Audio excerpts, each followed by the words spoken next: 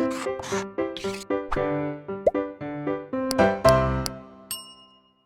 Students, welcome back to Blueprint Digital. आज की इस वीडियो में हम ट्रांसजेनिक जंतु, नैतिक मुद्दे और बायोपायरेसी और पेटेंट के बारे में पढ़ेंगे।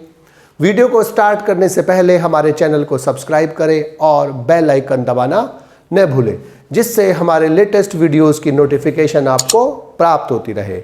अब हम आज के टॉपिक पर आते हैं। सबसे पहले हमें ट्रांसजेनिक जंतु यानी कि ट्रांसजेनिक एनिमल्स की डेफिनेशन पता होनी चाहिए कि आनुवांशिक अभियांत्रिकी के द्वारा किसी जंतु अथवा पादप की कोई जीन को निकालकर जब किसी और जंतु में ट्रांसफ़र किया जाता है, स्थानांतरित किया जाता है, तो ऐसे एनिमल्स ट्रांसजेनिक एनिमल्स कहलाते हैं। यानी कि सीधी सी बात है, जिनमें विजातीय डीएनए या विजातीय जीन या एलियन डीएनए, एलियन जीन्स, बाहर की जीन्स उपस्थित होती है, ऐसे जंतु ट्रांसजेनिक एनिमल्स कहलाते हैं। पहला ट्रांसजेनिक जंतु चूहे बनाए गए और इसके अलावा खरगोश, भेड़, चूहे, सुअर, गाय आदि जंतु भी ट्रांसजेनिक बनाए गए हैं।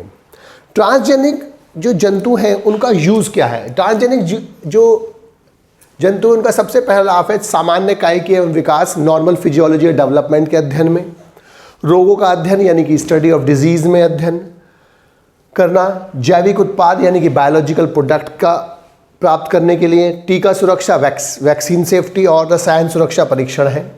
सबसे पहले सामान्य कायिक एवं विकास यानी कि नॉर्मल फिजियोलॉजी और डेवलपमेंट। तो जो ट्रांसजेनिक जंतु हैं उनमें जीनों का जो नियमन होता है वो किस प्रकार से होता है, यानी कि जीवों में जो जीनों का नियमन होता है, यानी कि जो वो किस प्रकार से जीन्स करेक्टर्स को कंट्रोल करती हैं, डेवलपमेंट को कंट्रोल करती हैं, इसका अध्ययन करने के लिए ट्रांसजेनिक जो जंतु हैं उनका निर्माण किया जाता है। फॉर एग्जांपल कि जैसे ग्रोथ फैक्टर, इंसुलिन लाइक जो ग्रोथ फैक्टर्स होता है उसका हम ट्रांसजेनिक एनिमल्स पर अध्ययन करते हैं।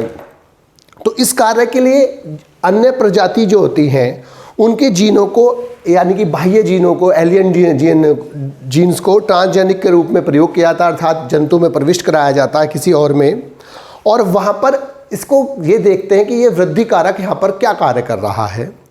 और इसके अलावा यहाँ पर जो वृद्धि कारक की जो भूमिका होती है उसको हम एनालाइज करते हैं, और ग्रोथ फैक्टर्स का काम क्या है वहाँ पर उसको हम रियलाइज़ करते हैं और उसके बारे में हमें जानकारी प्राप्त होती है। दूसरा है स्टडी ऑफ डिजीज़ यानी कि रोगों के अध्ययन में। जो ट्रांसजेनिक जीव होते हैं यानी कि जंतु हैं, उनको हम इस मॉडल के रूप में तैयार करते हैं कि हम जो डिजीज़ होने वाली होती हैं मनुष्य में, उन डिजीज़ का अध्ययन कर सके। जो जीवों में जीन्स के कारण या किसी भी प्रकार से जो रोग होते हैं उनका हम अध्ययन कर सकें।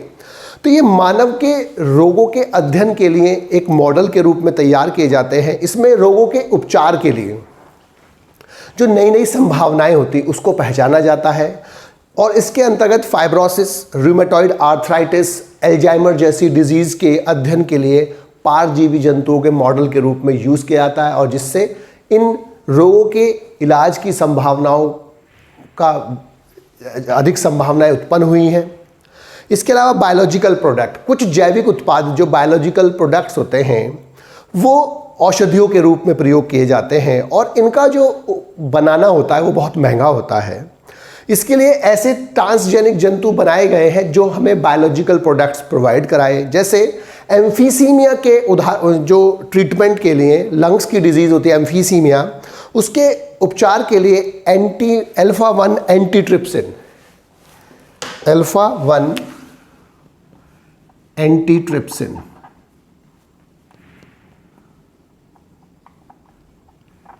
अल्फा-1 एंटीट्रिप्सिन का यूज़ किया जाता है।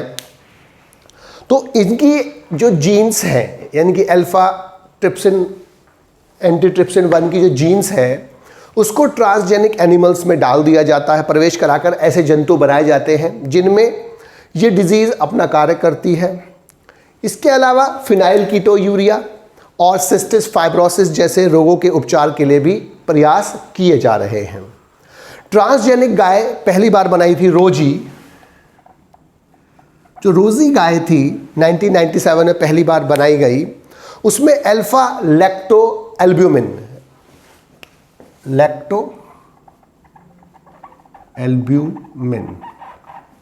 जो मनुष्य की प्रोटीन है उसकी मात्रा अधिक थी और वो 2.4 ग्राम पर लीटर थी, जो नॉर्मल गाय के दूध से काफ़ी अधिक थी। इसीलिए ये जो बच्चों के लिए जो दूध होता है इन गायों का, वो प्राकृतिक दूध की अपेक्षा अधिक गुणवान होता है और वो आसानी से डाइजेस्टेबल होता है। ट्रांसजेनिक जंतुओं की मदद से औषधियाँ व अन्य पदार्थ जो प्राप्त करना होता है उसे हम बोलते हैं आणविक खेती, यानी कि मॉलिक्यूलर फार्मिंग।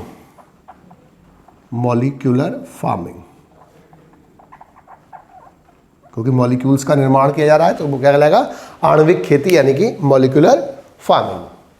इसके बाद वैक्सीन सेफ्टी। जो जितनी भी वैक्सीन्स बनाई जाती हैं पहले उनको बड़े जंतु जैसे बंदरों पर टेस्ट किया जाता है। वैक्सीन क्या होते हैं, सस्पेंशन होते हैं, मृत अथवा जीवित लेकिन अक्रियाशील या मतलब जिन्हें इनएक्टिव कर दिया जाता है ऐसे जंतुओं का, या उनके केमिकल सब्सटेंसेस का, जो इनएक्टिव सब्सटेंस होते हैं उनका सस्पेंशन होते हैं, जो बॉडी में ओरली यानी कि मुख से लिए जाते हैं या इंजेक्शन के रूप में लिए जाते हैं और वो अंदर जाकर उस पर्टिकुलर रोग के लिए एंटीबॉडीज़ का निर्माण करते हैं। और जब कभी मनुष्य के अंदर वो पैथोजन यानी कि जो रोगाणु है बॉडी में अंदर प्रवेश करता है तो उसके खिलाफ पहले से एंटीबॉडीज़ बनी होने के कारण वो उसको पहचान कर उसको मार देती है, जिससे मनुष्य को रोग उत्पन्न नहीं होता है। तो वैक्सीन सेफ्टी के देखने के लिए कि ये मनुष्य के लिए सेफ है या नहीं है, तो पहले बंदरों का यूज़ किया जाता था, लेकिन अब ट्रांसजेनिक जो चूहे हैं उनको बनाया जा रहा है और ट्रांसजेनिक चूहों पर वैक्सीन की सेफ्टी का प्रयोग किया जा रहा है और जब उनमें सेफ हो जाते हैं तब उसको आगे मनुष्य में यूज़ किया जाता है। लास्ट है रसायन सुरक्षा परीक्षण। अब जो केमिकली सेफ्टी टेस्टिंग है तो कुछ जो टॉक्सिक सब्सटेंस होते हैं उनका जीवन पर या मनुष्य के जीवन में या बॉडी पर क्या प्रभाव होता है उसको अध्ययन करने के लिए ट्रांसजेनिक चूहे और अन्य जंतु बनाए जा रहे हैं। इसके लिए जांच करने के लिए जो रसायन होता है तो उन ऐसे जंतुओं का निर्माण किया जाता है जो उन रसायनों के प्रति ज़्यादा संवेदी होते हैं, सेंसिटिव होते हैं। और इन संवेदनशील जंतुओं का जो निर्माण किया जाता है उनमें जीन्स को ट्रांसफ़र करके किया जाता है। और इन संवेदनशील जंतुओं में क्योंकि इन विष के प्रति वो ज़्यादा संवेदनशील होते हैं तो उनका जो विष का उसकी बॉडी पर प्रभाव होता है वो तुरंत दिखाई देता है, जिससे उसके बारे में अध्ययन करना या उसके बारे में जानकारी प्राप्त करना नॉर्मल जंतुओं की तुलना में आसान हो जाता है, क्योंकि वो ज़्यादा संवेदी होते हैं और तुरंत ही उसका रिजल्ट दे देते हैं। अब हम नैतिक मुद्दे यानी कि इथिकल इशू और बायोपायरेसी एवं पेटेंट के बारे में पढ़ेंगे। मनुष्य ने अजैविक तथा जैविक संसाधनों का जो प्रयोग है अपने हित में किया है और वो हित में जो प्रयोग है मनुष्य का वो बहुत अधिक किया है और इसके लिए पर्यावरण में और अन्य समस्याएं उत्पन्न हो गई हैं। इसके कारण अनेक विवेकशील व्यक्ति इसके विरोध में खड़े हो जाते हैं और मनुष्य को सभी जीवधारियों में जेनेटिक फेरबदल करने की इजाज़त नहीं दी जा सकती। इसके लिए कुछ नैतिक मुद्दों को समझना होता है, उस नैतिक मुद्दों को स्थापित करना होता है। भारत सरकार ने इन मुद्दों की निगरानी के लिए एक अप्रूवल कमेटी का गठन किया जिसको बोलते हैं GEAC, यानी कि इसका नाम है जेनेटिक इंजीनियरिंग अप्रूवल कमेटी। और यही कमेटी GE जो क्रॉप्स है या GE जो ऑर्गेनिजम्स हैं, GE रिसर्च है, उनका अप्रूवल करती है, उनको निगरानी करती है और सभी जीवधारियों में उसकी वैधिकता एवं न्याय संगतता की जांच करती है कि कोई भी किसी को दिक्कत ना हो।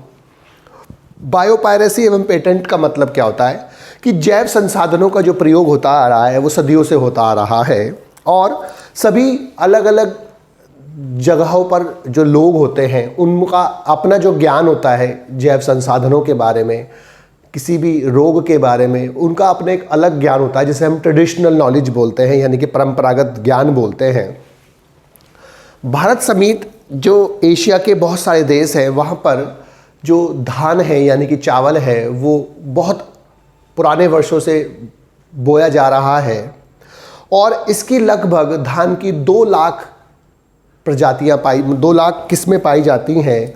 और किसी भी जो जीव की जो सबसे ज़्यादा रिचेस्ट डाइवर्सिटी है, रिचेस्ट विविधता है, जो सबसे ज़्यादा विविधता पाई जाती है। और भारत के पहाड़ी इलाकों में 27 बासमती चावलों की किस्में बोई जाती हैं और सभी ये बासमती चावल जो है अपने फ्लेवर, स्वाद के लिए पूरे विश्व में प्रसिद्ध होते हैं। अब जो बासमती का चावल है वो हमारे उत्तरी हिमालय में और अन्य स्थानों पर बोया जाता है। अब जो एक अमेरिकन कंपनी राइस टेक ने 1977 में इस बासमती राइस के लिए पेटेंट कर लिया, एकाधिकार जिसे बोलते हैं, एकस्व बोलते हैं, उसको प्राप्त किया। और उसको प्राप्त करने के बाद उन्हें इस बासमती चावल को अमेरिका और अन्य देशों में बेचने की इजाज़त मिल जाती थी। लेकिन भारतीय किसानों की ये वैरायटी भारतीय परिवेश में विकसित हुई थी और उनके विरोध के बाद इसका जो पेटेंट था वो रद्द कर दिया गया। इसके अलावा जो सेमी ड्वार्फ वैरायटी है राइस की जो बनाई गई है, वो हमारी एक भारतीय वैरायटी को एक अन्य किस्म से क्रॉस करके बनाई गई है। इसका भी जो पेटेंट था वो भी रद्द कर दिया गया। लेकिन पेटेंट है क्या? इसे अनुमत एकस्व या पेटेंट बोलते हैं। पेटेंट का मतलब क्या है? सरकार द्वारा किसी वस्तु अथवा सेवा की खोजकर्ता को दिए जाने वाला वह अधिकार है जो अन्य व्यक्तियों को इस खोज के व्यावसायिक उपयोग को रोकता है, पेटेंट कहलाता है। यानी कि सरकार के द्वारा किसी वस्तु अथवा सेवा के लिए उस खोजकर्ता जिसने वो सेवा या जो आविष्कार किया है उसको दिए जाने वाला वो अधिकार है जिससे कोई अन्य व्यक्ति उस खोज अथवा उसका जो आविष्कार है उसका व्यावसायिक उपयोग ना कर सके। क्या कहता है? पेटेंट कहता है। पेटेंट 4 चीज़ों के लिए दिया जाता है। पहला, किसी भी आविष्कार के लिए जिसमें उसका उत्पाद शामिल होता है, किसी उत्पाद को बनाने की विधि के लिए, जो किसी ने नई विधि बनाई हो, पहले से हो चुके आविष्कार को उसमें सुधार लाने के लिए, या किसी विचार यानी कि अभिकल्पना जो है, किसी का अपना विचार होता है, उसके लिए पेटेंट दिया जाता है। हल्दी का जो उपयोग है हमारे चिकित्सा शास्त्र में हजारों सालों से होता रहा है, जो एंटीसेप्टिक की तरह यूज़ होती है, ब्लड प्यूरीफायर की तरह यूज़ होती है, बॉडी की स्किन को ग्रोथ कराने के लिए बहुत सारे यूज़ होते हैं। तो अब नई दिल्ली ने अमेरिका ने क्या काम करा कि अमेरिका ने हल्दी का पेटेंट कराया, कि हल्दी का जो गुण है उनका पेटेंट कराया। लेकिन तो 1997 में इस पेटेंट के खिलाफ अपील करने के बाद ये पेटेंट रद्द कर दिया गया और ये माना गया कि जो हल्दी है इसका जो उपयोग है वो भारत में और आसपास के इलाकों में बहुत समय से हो रहा है, इसलिए हल्दी के जो गुण हैं उनको नई खोज नहीं माना जा सकता। 1994 में जो एक यूरोप के पेटेंट ऑफिस ने नीम के जो बीज होते हैं उनका जो तेल होता है उसके लिए एक पेटेंट दिया और पेटेंट का जो निर्माण है अब, लेकिन भारतीय किसानों का ये मत था कि जो ये नीम का तेल है इसका जो है अब उपयोग जो होता फसलों को फफूंदी बनाने में बहुत प्राचीन समय से होता जा रहा है, अर्थात इसका जो ज्ञान है वो ट्रेडिशनल ज्ञान बहुत पुराना है, इसीलिए बाद में इसका पेटेंट भी रद्द कर दिया गया। इसी प्रकार अनेकों उदाहरण हैं जहां पर बहुराष्ट्रीय कंपनियां या देश किसी भी अन्य देश के या किसी और संसाधनों का पेटेंट करा लेती हैं जिससे उनको उसको यूज़ करने में आसानी रहती है और जिनका वो पेटेंट नहीं होता उनको यूज़ करना मुश्किल हो जाता है। अब अनेक देश और कंपनियां बहुत पैसे वाली होती हैं, तो वो जो गरीब देश है या जो गरीब संसाधन वाले जो देश है, तो जहाँ पर संसाधन तो बहुत ज़्यादा होते हैं लेकिन उनके पास पैसा नहीं होता, तो उनके संसाधनों का दोहन करने की कोशिश की जाती है। और बायोपायरेसी यही है कि किसी भी जानकारी के बिना अपने उपयोग के लिए किसी चीज़ का यूज़ करना बायोपायरेसी है। यानी कि किसी देश के जैविक संसाधन, मुख्यतः पादप एवं आनुवांशिक पदार्थों का किसी दूसरे देश के बिना जानकारी के या बिना इजाज़त के उपयोग लाना बायोपायरेसी कहलाता है। विकासशील और जो अविकसित देश हैं उनमें जैविक संपदा हो सकती है बहुत अच्छी हो, लेकिन उनके पास नई टेक्नोलॉजीज़, नई तकनीक नहीं होती है, जिससे उनमें जो जैविक संपदा है उसका वो भली भांति यूज़ नहीं कर पाते।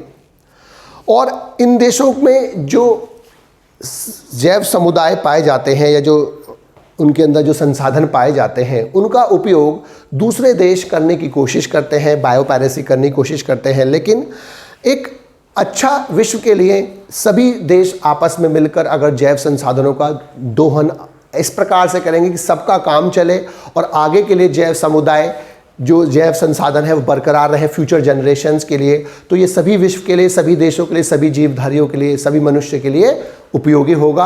अन्यथा इसमें किसी देश को अधिक फ़ायदा होगा और किसी देश को कम फ़ायदा होगा। इसलिए सभी विश्व के देशों को इस पे बड़ी समझदारी के साथ निर्णय लेने चाहिए। बच्चों, आज की इस वीडियो में बस हम इतना ही पढ़ेंगे। हमारी इस वीडियो को आप लाइक करें और अपने दोस्तों के साथ शेयर करें। यदि आपका कोई डाउट है तो आप हमें कमेंट करके बता सकते हैं। इस अध्याय को और अच्छे से पढ़ने और समझने के लिए आप चित्रा प्रकाशन की बुक एक्टिव जीव विज्ञान की सहायता भी ले सकते हैं।